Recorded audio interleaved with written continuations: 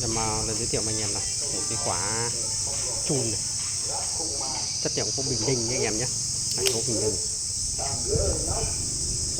chùm hết luôn chứ, chùm toàn tập.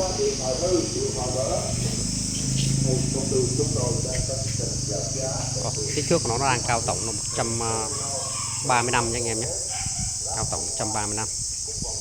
Đó, cái này nó gần như là đặc luôn. Mặt của nó được 38 40.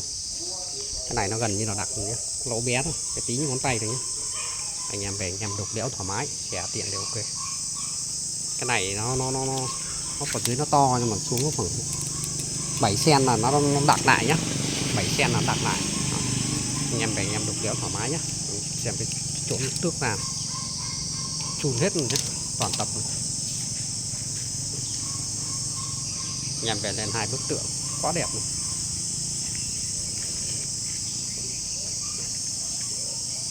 Rồi anh em nào vào việc bề em này.